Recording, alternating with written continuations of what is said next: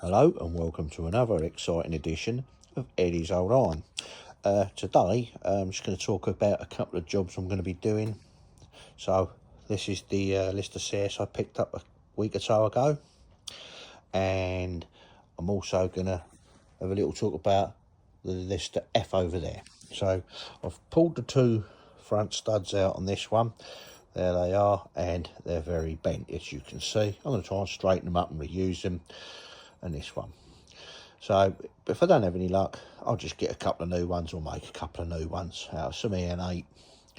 So I'm just going to take you over here to the Lister F. So this is the Lister F that I had running the other day. So this is the compressor for the Lister F.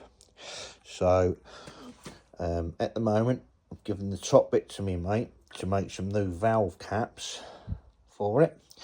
And I need to do some work on the crankshaft, and this is a water-cooled compressor. I haven't really found much about online, but if anybody knows about it, it is a David's. If I show you the plate, there you go, the David air compressor, William James. Can't seem to find too much about it online, but if anybody knows, please let me know in the comments, and I do read your comments and I do reply. So back to the Lister CS. So as I say, I'm going to try and straighten these studs out, and then I'm going to run a die down the threads on these just to clean them up a bit, and I'll bring you back shortly.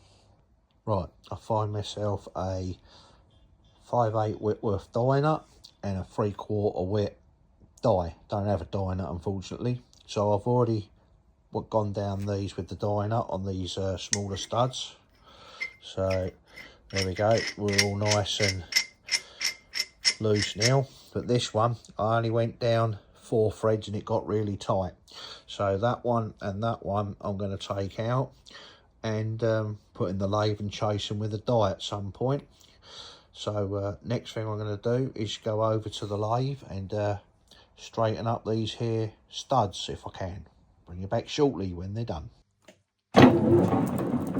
Right, that's where it was bent, just there where them Stilson marks are. So if I just give that a twist, there we go, nice and straight. Just going to put a die on the end of this and we'll be laughing. Bring you back in a minute. So there we have it, 2 studs that I've straightened up in the lathe. So if you like my little video, give us a thumbs up. Please subscribe to see more. The next thing I'm going to do is have the cylinder off, clean it up and red oxide. See you again soon in Eddie's Old Iron.